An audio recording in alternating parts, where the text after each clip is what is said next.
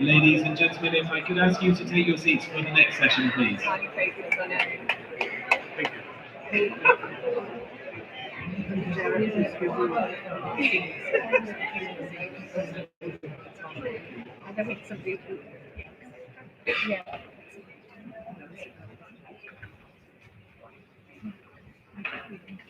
Welcome back, everyone.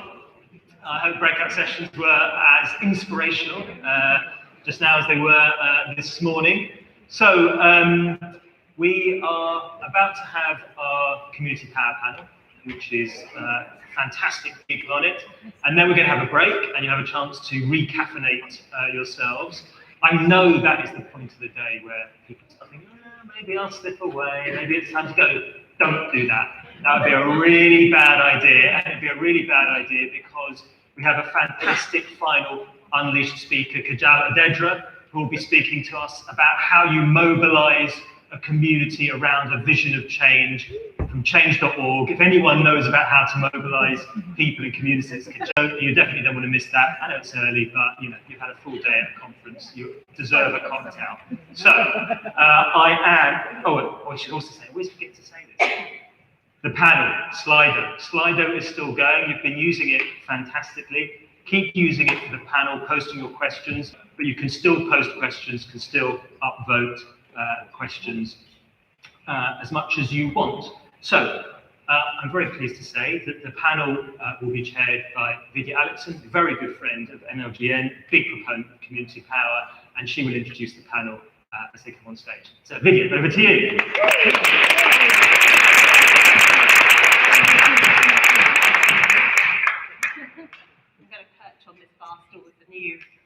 A new format.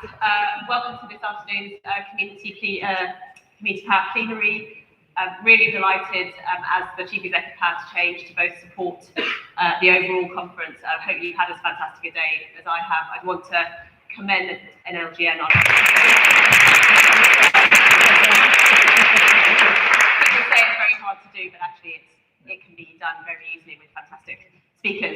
I'm really pleased and excited to be able to chair this session. So we're going to slightly invert the pyramid, if you like, for this session. We've talked a lot about institutions giving away power, some brilliant stuff from Helen about her work at the NHS. So we've had quite an institutional focus.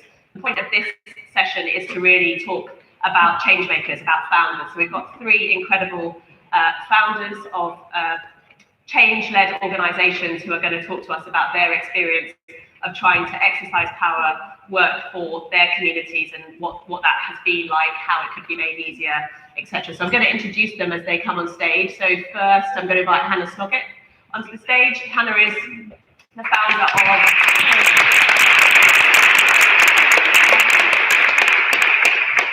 So Hannah's the founder of Nudge Community Builders in Plymouth, and as we go through the questions, you'll learn a bit more about each of these people and organisations. I'm not going to spend 10 minutes of this short time we have reading out their bios and telling you about the amazing achievements that they've done. They can do that themselves. Next, we've got Sophie Maxwell from the Really Neat Project.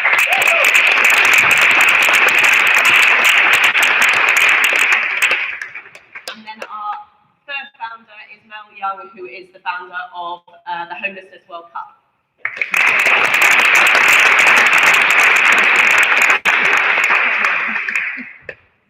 So I don't know how much you know about Power to Change, but just to say sort of a minute or two about our perspective. So we're really fortunate to support community-led businesses across England and have been doing that for the last 5 years. We've just supported 1,000 of these kinds of organisations now across the country. And I think through that experience, we've really seen the power of community-led change, the power to rebuild local economies, to change the physical fabric of places, to bring people together. And we're pretty convinced, along with many of you in this room and a lot of people you've heard from, that greater control and power for communities sits at the heart of creating the kind of economy and society that we want for this country, an economy that's more inclusive, a society that's less fragmented, that's more cohesive, and places that work better for people. So we feel that this is not just an agenda, but one of the most important agendas for us as a country. And we'll hear what our founders have to say about that. So I'm going to kick off with my first question, which is about the role that institutions have played in your experience of trying to create change, of trying to take power. So to what extent, and I'll start with you, Hannah, to what extent have institutions helped or hindered in what you've been trying to do in Plymouth? Okay, so what I'm trying to do is as well as the outside. And so there's a number of really great things. Firstly, in Plymouth, we have amazing policies that really support communities to take control. And we've really benefited those. Also, the council in particular, but also the NHS and the police have really participated in creating an environment in the city where social enterprises and community organisations are really thriving. And so that's also been really positive. That's one that we bought 2.5 years ago. They offered a 12-month bridging loan, which we paid back with community shares. So there's a lot of positive things. I think we've found it really challenging in terms of as we start to grow and we want to be a bit more strategic, actually a lot of those policies that are written really beautifully don't actually then end up being prioritised, and that's quite frustrating. So the priorities are economic growth, inward investment, all of that sort of thing. And so even though they're written in all the plans and everything, it's not actually playing out for us. So we're having to really push that back. And as we scale, we're kind of getting messages like, wouldn't you rather pick up the litter? Wouldn't you rather like run a workshop? You don't need to be owning these buildings. That might be a bit tricky for you. And so we've had to really push back on that as well. Thank you, Mel. Your experience? Our experience in terms of the institutions has been very varied. So in some cases it's been very good, in some cases it's been terrible. So just to explain a bit about the Homeless World Cup, we are an organisation based in Scotland. We are a network organisation working over 70 countries around the world. We have an annual tournament where teams of homeless people come to represent their country. We've worked with over 1.2 million people across the world who were homeless since we started and changed their lives. For us, it's about impact, and we're simply using football as a simple language of all to engage people on the streets or in hostels as a way of finding pathways away from homelessness, and it's been effective, and that's what drives us. I think the issue on homelessness and the challenge in the world, I'm able to have a look at it, to comment on this from a global perspective, is that nobody wants to have it. So I would do lots of talks and say, everybody think homelessness is a good idea, and nobody ever says it's a good idea. So the question is, why do we have it? So we have a systemic failure, and the issue is that nobody really wants to own the issue. So you can speak to local authorities, and they will be trying to do something in the city or the area to well or not well, but they don't really own it. The state doesn't really want to own it. Business certainly doesn't want to own it, and therefore it kind of falls between everybody. The public will try to do something. Community groups and community action like our social enterprise will emerge to try and deal with the wealthy. And when we're so smart, so we can create internets and communicate around the world and do lives, webcams, etc., right now, and yet we have homelessness. It's absurd. So it's a question about where it is in priorities in terms of local authorities, in terms of government, I believe, is something that we should solve. And as I say, in some of the institutions that we connect with globally have been superb. Can you give me an example of the best of institutional behaviour and the worst of institutional behaviour? You don't have to name institutions. This is a naming and shaming free zone, but we want to learn from the good behaviour and the less good behaviour. I mean, I think some of the good behaviour really comes from the Scandinavian countries who have social policy high on their agenda and put resources behind it and come up with solutions. So that when we come along, they're really willing to engage with us, and they have got the correct connection with the social sector, if you like, and how they're working with to tackle some of these problems. Social entrepreneurs, I'm described as a social entrepreneur, emerge, I think, it's been said quite often, where social markets are failing. So there's a lot of social entrepreneurs, you wouldn't be surprised to learn, in Bangladesh, okay? But there's also a lot of social entrepreneurs in the US, where their social market, there's huge failure in their system. And for those of you who've been in the US, you see every major US city, the richest country in the world still, where there are thousands of people lying around in the street. And some of the connections that one has with those institutions in the US is dreadful, because they just won't take ownership of it. And it's like, well, that's just what happens. There's problems there. For us as well, you find that there's kind of challenges all the time. I mean, another area of challenge, we have to obviously move homeless people around the world for our annual event, wherever it's being held. And that is always a major challenge, because the institutions will put barriers on. You can imagine it's difficult enough for people to get visas to move from one country to another, but if you're homeless, it's worse. Now, some people can be very, very helpful there, and other people are incredibly unhelpful and very prejudiced. Great, brilliant, thank you. Sophie. So I'm Sophie Maxwell, I'm founder of the Really Neat Project.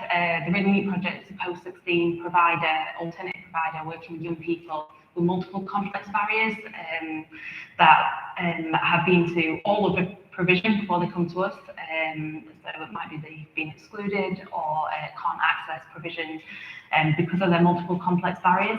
And I think in terms of answering this question, I think it's, on so many levels, it goes that quite deep, I think. So if you think, we're an education provider and you think it would be all to do with education, it very much isn't. So we've got an approach of youth work before education. So if you look at the different barriers the young person has to access an education, and you start putting the holistic support around that young person, you can then start solving some of the problems in terms of them accessing the education, completing it, and successfully going into employment. So in terms of the institutions, we have something we call the 13 barriers. It doesn't mean that young people don't have more than 13 barriers, or there isn't more than 13 that can be identified, but these are the major ones that our young people could relate to, and these are things such as homelessness, having a mental health issue, being a care leaver, being a young parent, substance misuse, young people on probation, etc., etc. And working with the young people last year, all of our young people had at least 3 of the barriers. The average was 5, and 8 met the criteria. 12% met 8 of the 13 barriers. So if you think, for example, if you're homeless and the impact being homeless would have in your education, you can then start to think what it must be like for a young person that has 8 out of these 13 barriers. So the complexities with sort of our kind of interaction with services, interventions, sort of what's in place at A&E when a young person is presenting as high risk and having a mental health crisis. There's a lot of stuff around homelessness and young people being sort of removed from hostels due to behavioural issues that in the context of if they were living at home would be seen as quite mild, but these young people are actually losing the roof over their heads because of, kicking a door or, having a bit of a tantrum, and that's enough for them to lose the roof over their head, and then they get the label of intentional homelessness, and then it's very hard to place that young person in any other placement. And that has then a knock-on effect on them turning up or being able to access education. And also the young person's coming in and haven't got a roof over their head, or they haven't eaten that day and their basic Maslow hierarchy needs haven't been met, and you're going, right guys, let's sit you in a classroom and do maths and English. That isn't their priority that day. So I definitely think it's about systemic change that needs to happen on a policy and legislation level in order to allow frontline services to be able to deliver more appropriate interventions, more quickly. I think it's multi-agency work. I think it's different agencies working together more closely in order that young people aren't falling through the gaps. And many young people we come across haven't actually got any service involvement whatsoever. Brilliant, thank you. I'm going to ask you a question about anger. So I don't know if you remember from Julie's presentation that she talked about the fact that anger is often been the motivating force for your change, Mel? That's a good question. I don't know, but I suspect quite a large proportion of it. And there was a lot of particularly young people homeless in the streets of Scottish cities. And there was just a real fury about the fact that had happened, and then a lack of action by the authorities, both local authorities and the UK government, to do anything about it. But I think you've got to channel that anger into kind of constructive, positive outcomes. And so the anger was there, but there wasn't the driving force to what we were trying to build sustainable social enterprises to tackle the problem. And so in the early days, when we started that, our relationship with local authorities and the government was zero, absolutely zero. We wouldn't talk to them, and we wouldn't interface with them at all. And we just got on doing with what we were doing. Over time, however, we kind of, I think it would be true to say, kind of grew up a bit. And the relationships grew stronger. And a little anecdotal story there. When I first started the organisation in 1993, I remember somebody saying, this was a big issue in Scotland, by the way, who gave you permission to do that? And I remember asking, how dare anybody say that to us? And being really affronted. Some years go forward a few years into 1999, and the Scottish Government came into being, and they set up one of the first things they did was set up the task force into homelessness, and bringing the local authorities, the government there, of course, business, social enterprise organisations like ourselves, homeless people, into consultative process to come up with some answers, to get legislation and policies through to help tackle problems. It was a good process. We were engaging in that process, and we came up with a whole lot of recommendations, one of which was to actually shut down the big Victorian Dickensian hostels that had become horrible institutions in Glasgow. And just as that was about to be all announced, somebody from the private sector landlord announced that they were going to open that. What we need to do is to work together from social enterprises, as disruptors and charities, with the national governments and local authorities together on strategies, and then work out who's delivering which part of it. So if we're going to tackle homelessness, what's the government responsible for? What's the local authorities responsible for? And what are social enterprises do? Work together, joined up, and then do it. And that's the way forward, and that's how you drive, to answer your question, anger into constructive action. Brilliant, great. Hannah, what's been your experience? And I'm just going to add a little bit to the question because I know you feel quite angry or passionate, maybe both at the same time, about this sense of empowerment, that actually the power isn't somebody's to be given to you, it's yours to take. So how has anger shaped the way in which you've tried to take power? Particularly interesting from your perspective of having gone from the council to now leading a community organisation. So I'm finding myself getting increasingly angry. So I joined my local residents group kind of 10, 12 years ago. That's how Wendy and I met, my co-founder. And I did that because I was feeling lonely. But then actually, neighbourhood renewal funding had stopped. And so there was a bit of a cliff edge in our community. And so we just started doing a street party. And that street party came from the fact that we were at this meeting, and because we live in the area that we do, a professional person came along and implied that therefore we didn't know how to brush our children's teeth. And I was thinking, you know, I'm quite like confident generally, but I felt really quite uncomfortable about that, and I didn't really know how to respond to it. And so we started to kind of talk about how our area is judged by services, and that's what led to the street party. And then it was kind of like, as we've gone on, we've started to realise how tolerant our area is. And because we're tolerant to, it's the main area for prostitution, it's the main area for all the homeless services. So we have a lot of street drinkers and kind of visitors that are sort of hanging around in our community, you know, contributing to a whole range of different kind of complex issues. Up and up and up. So I wouldn't report things, I wouldn't ring the police and stuff. It was kind of became normal. And then I really noticed it last year when, like, the hot dog place around the corner, someone got stabbed by a screwdriver and got his ear cut off, and it was just like 5:30 on an evening. And the police took over an hour to come out because it's Union Street and it's the sort of things that happen and all of that. And actually, like, it just kind of, we were like, actually, that's not okay. And everyone is kind of thinking, because this community isn't shouting, because they're all busy wondering how to pay their energy bills, how to feed themselves, all of that, they're not shouting about this stuff, and therefore it's not getting prioritised. And we were seeing things all around the city getting prioritised. So we're kind of getting increasingly angry about it. And then we'll spend some of this funding bringing in some professionals to empower you. And it was just like, no. Like Wendy went on a rant and I was just on the back going, we got the power. And it's like, just stop it. It's actually this whole professional thing. It drives us absolutely nuts because it's irrelevant. We're all in it together and we can just build on the good stuff. So yeah, we're getting increasingly angry. Fantastic, love it, I love it. Right, so can you tell me a little bit about your amazing story? Yeah, no, I think I'll use my story, I think, in this situation. So yeah, a bit of my background, I guess, is kind of from very early years. So I grew up in a household with domestic violence for 10 years, age 4 to 14.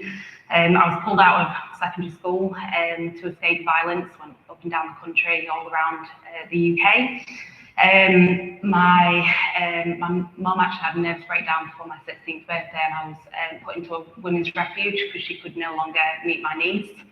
And I think at that point, didn't. And then something quite massive happened to me. And when I tell it probably sounds quite a traumatic experience, and yes, it was, but it was also a transformational experience because it made me really kind of reflect on where my life was going.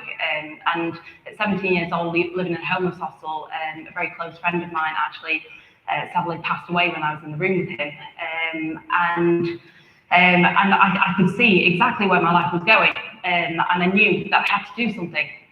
So I walked into my local college and I said, I've got no qualifications, but I'm ready to learn if you give me a go. And this incredible guy was sort of stood listening to my story, and his name was Paul, and Paul was a sport and leisure tutor. And so Paul took me on with no qualifications. He used to come to the homeless hostels and take me to the boxing gym to make sure I was engaged positively in something. And I remember one day in the boxing gym, Paul having a conversation with me and saying he'd been diagnosed with stomach cancer. And Paul spent the last 2 years of his life making me believe in my own education. And Paul didn't have an ounce of anger in him. He just wanted to make a difference, and he wanted to make sure the last 2 years of his life, spread as much joy, happiness, and impact as possible, I guess.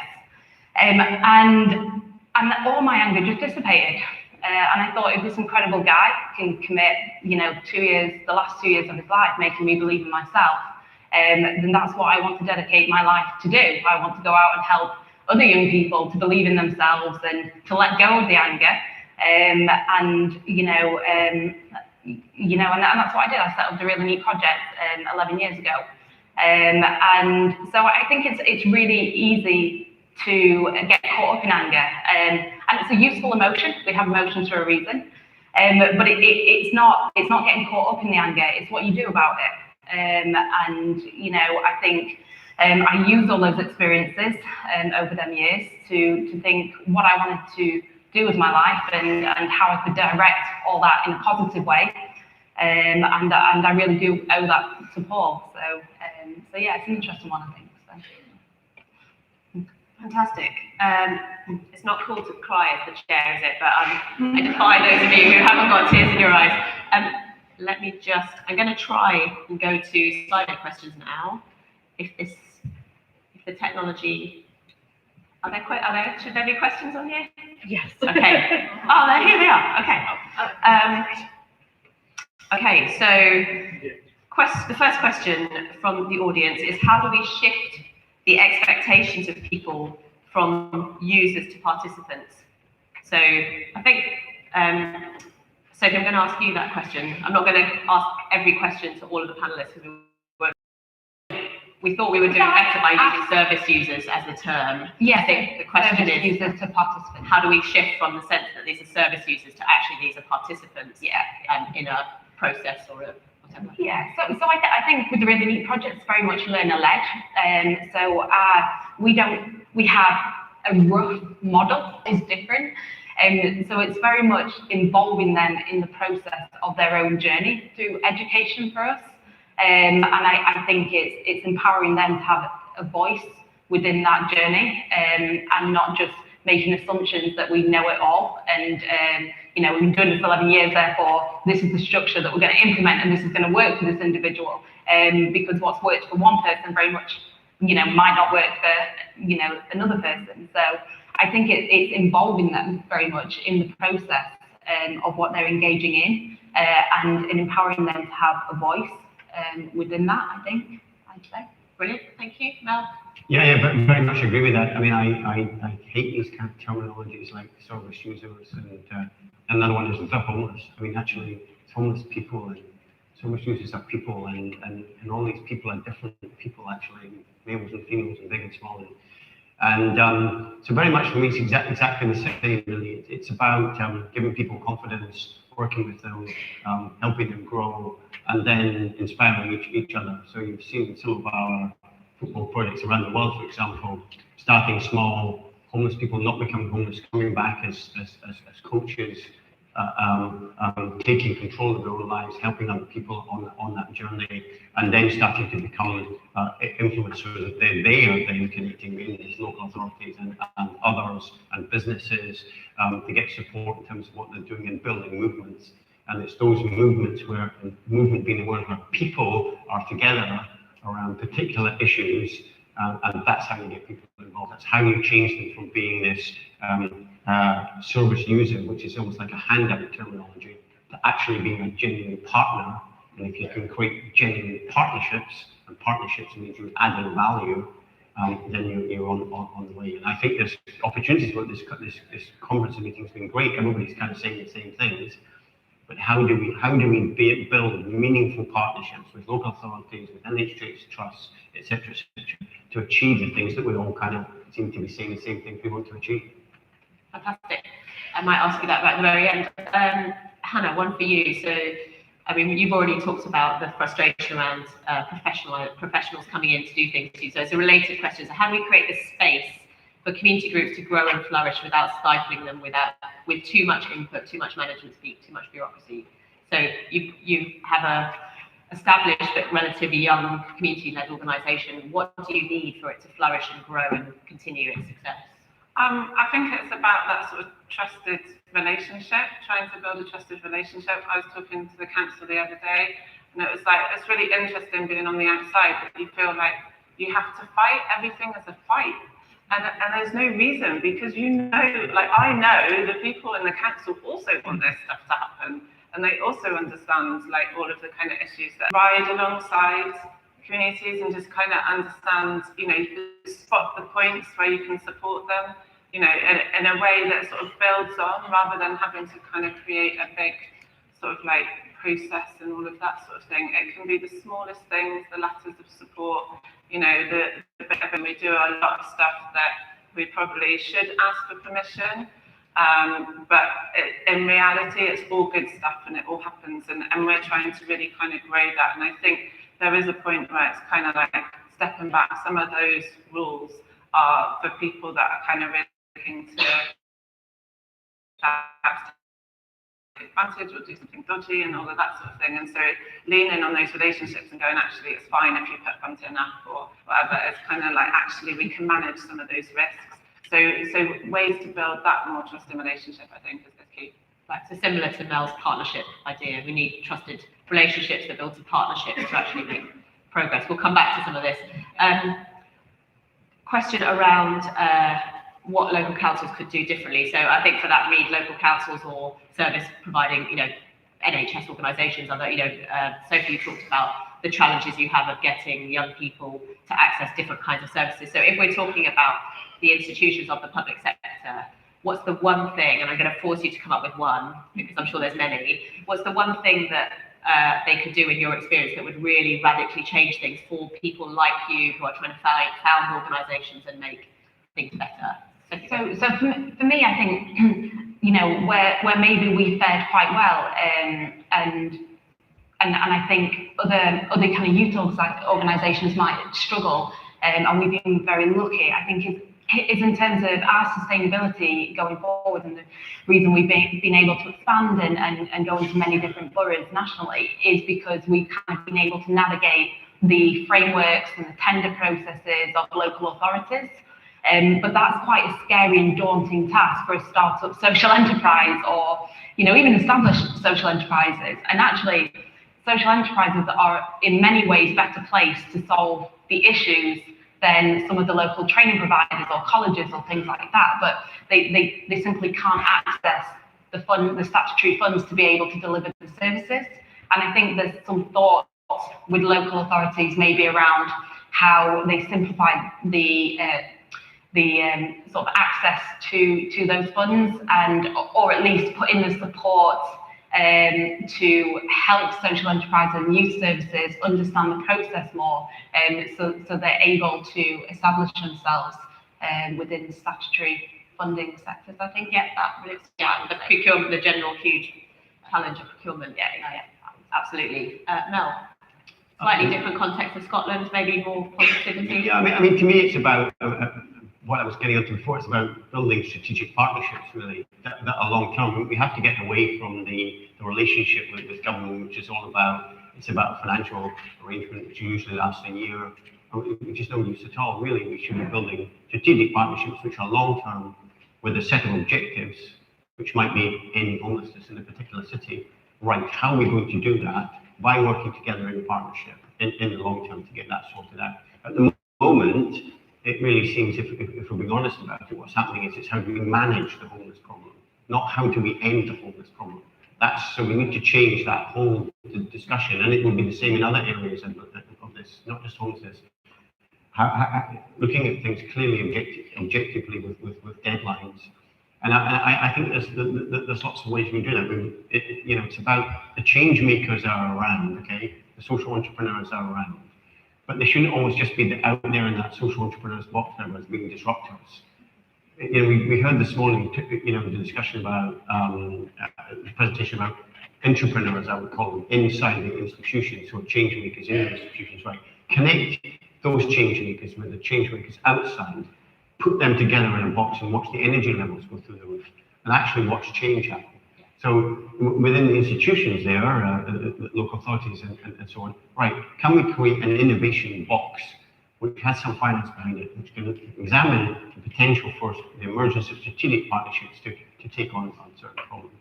And what are they? Identify what those problems are. And because part of, if I go to the US a minute, in San Francisco and in LA, for example, there's thousands of homeless people lying on the street. I mean, thousands. Quite a lot of them with severe mental health problems. And what's happened there is a lot of the local people just kind of say, yeah, they're there. It's like, you know, it's like the birds were there and the sun came out in the morning, so the homeless people are there. And we actively be saying, no, this is not acceptable in our society. Therefore, how are we working together to solve the problem? Because otherwise it will just become, we're just managing the problem and it will never end. Brilliant. Hannah, your one change. My one change. Well, I think sometimes with all of this complexity, we can get a bit lost in it all. It's all so massive and it doesn't feel like actually any of us can make any difference. And so there's something about bringing some fun and some joy to it, actually, in terms of how we're working together, but also for, you know, the people that are participating or benefiting from what we're doing. You know, there's something about kind of finding a bit more of a kind of creative and a bit more of a playful way to make a difference that actually just energizes everyone. Otherwise, we can all get so heavy and weighed down. I sat in like 6 meetings of 3 hours about these street drinkers. There's 19 of them on our street. We could have all spent, you know, 3 hours with each of those individuals and made more of a change and done something more meaningful. So there's just something about kind of bringing a bit of lightness, I guess, and creativity to have. Sense from you as to what two things. One is, and I want you to pull out one, which is, I know it's going to be really tough, your biggest success, so that the audience gets a sense of like what your organisations are really achieving. Like, so give me one example of like the biggest success story you've had, and then related to that, the mistake that you've made in getting as far as you've got so far, that you would, how would you do that differently if you had your time again? So what's your biggest learning? Let's put it in more positive terms. What's your biggest learning from what you've done so far that you maybe pass on to the next generation of founders and entrepreneurs? And what's your biggest success story? I'm going to start with, let's go this way, Hannah. So my biggest learning would be to start, to actually do something. We get loads of people in going, I've got an idea and I'm thinking about this. So to actually do anything is better than sitting around and thinking how hard everything is. And I think if more people started and just did something, then we would make more progress. And what's your biggest success story? That we have our shareholders walk in, and if I don't know them, and they'll be like, I own a bit of this, and you kind of stand there and you're like, yeah, that's what it's about. But also locally, people are coming in that haven't invested, and they're kind of going, oh, it's a bit fancy this, isn't it? And we're kind of like, don't say that, say it's what you deserve. And it's kind of turning some of that. So that sort of sense of collective ownership rather than the top-down regeneration that is happening a lot in our community. It's something that's really special, I think. Fantastic. Thank you. For me, I've made so many. Just one. I think ignorance is bliss.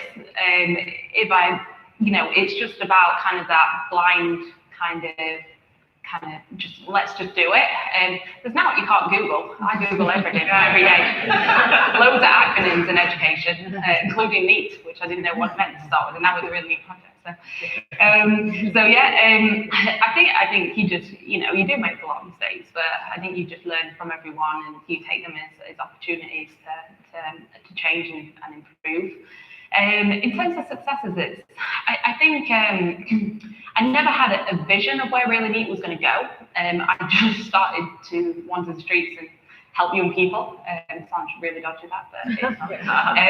So I think it just grew organically. I think we've now educated over 800 young people. I think, and so I think a massive sense of pride in terms of. At the beginning of my journey, if I'd helped just one, I would have been okay with that. So now been over it, I always make sure that I'm mentoring a young person to connect me to the project. So for me, a massive sense of pride was the young man that I was mentoring, who's completely housebound. He hasn't left the house in 4 years. Getting him a bike and watching him pedal off down the road into the distance, and me running after him, going. No, it was just amazing, and something that I'll always remember, I think. So yeah, it's why you get up in the morning, right? And the little things like that actually mean a lot. So Wonderful. Yeah. More tears. I think for me, the biggest success is, if you imagine there's one person who's homeless on the street who started kicking football around to one of our partner projects, and then got involved in the Homeless World Cup, and now is no longer homeless as a result, times 1.2 million, times a movement that's built on that one thing that's happening. If you can create the change in the one, then we can take it to scale. That's the big success of this building, this movement through simplicity and on the power of one. We're social entrepreneurs, so we make mistakes. That's what we do. We take risks all the time, and we've certainly gone the left and right, wrong, done things, made mistakes. I think probably the biggest one was we had our event in Rio, and the local partner there probably wasn't in the strongest financial position it was in, and we shouldn't have gone ahead with the event probably on reflection, but we did, and it was a success. But it hurt us financially for a couple of years, and there's a learning we had to pick up. I wonder if I go back in time and we've done it again, probably would have done it. You know, did we learn from it? Maybe not. Right, we've got a couple more minutes. I'm going to ask one final question, and it's really to gauge your mood. So this whole day has been about shifting power from the state to citizens and communities. It's about unleashing community power. Where are you in terms of optimistic, pessimistic, that we're in the next decade we're going to see a real change in the way in which we try and deliver social change? I think it's fundamentally, we're all trying to make the world better, whether we're sitting in institutions or you're founding a social enterprise. But my view is that for that to happen successfully, there needs to be a shift in power. Are we at the beginning of an optimistic journey, or are we still going to be fighting? Are we going to be sitting in this room saying the same things in a decade? Sophie, what do you think? I'm a forever optimist, I think. There's always more that can be done, isn't there? And there's always going to be a fight to have. But I've been to like a global conference, One Young World, a number of times, and watched. I think the age range is between 18 and 30, and you watch these incredible speakers from all over the world get up and tell us stories about what they're doing on all these communities, and it just, every time I go away from that conference, I'm just like, it blows me away what people are doing, and I think maybe that's not in the news enough. Do you know what I mean? But I'm very lucky that I get to experience what is going on in the world, all this incredible stuff, and it fills me with massive optimism about what is going on, and I think we always have to reflect on what more can be done, but I think we should always live with the hope that systemic change is possible, and we can tackle these issues and reduce or remove them. Thank you, Hannah. I'm optimistic as well. I think it's kind of inherent, isn't it? If we're kind of doing this sort of thing, you're kind of seeing the change every day, and opportunities like this and the sorts of environments that funders are creating for us to have more of a voice are really important, I think, and it starts to kind of raise the game in terms of the discussions, that it's not, you're not just down on a street kind of in the middle of a random city, but actually this can kind of play out in lots of different ways, and I think that's really exciting. Yes. Well, optimistic. Hope so. You're the last one. You'll be surprised to learn that I'm optimistic. I think we all are. We're social entrepreneurs. That's why we're wired up. We've got to be. Genuinely, I'm optimistic. I think there's a kind of contradiction going on in the world just now, which is difficult for us, and bad stuff's happening, that's for sure. But equally, at the same time, there's a lot of really good stuff going on, amazing stuff. People are doing stuff all over the world. I come across them, they're inspiring. Taking, transforming their communities, connecting up, coming up with different ideas, creating new systems in terms of how you might do finance, through microfinance, through trade, through fair trade, blah, blah, blah, all of these things. When I go to schools and speak to young people or students, wow, I mean, just fantastic in terms of the talent that's there and the intelligence and the determination to do something. And then you come to conferences like this, and we're all kind of in the same boat. So in the end, I think sanity will prevail, and we'll get to a world where there'll be no homelessness, and we'll do that. These will become priorities, and we'll be able to kind of challenge some of the climate issues. But the thing that we've got to do is just do it. We have got to get off our backsides and not have lengthy meetings and blah, blah, blah. We've just got to get on collectively and do it. Okay, well, that sends us off with a very strong message. It's been a privilege to chair this. You are inspiring, exceptional.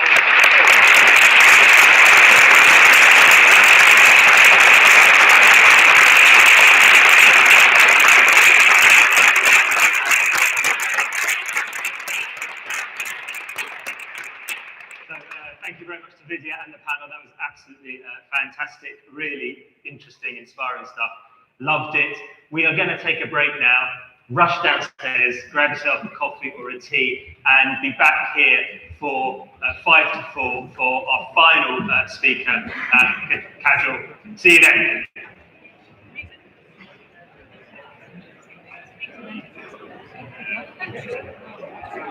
That was great.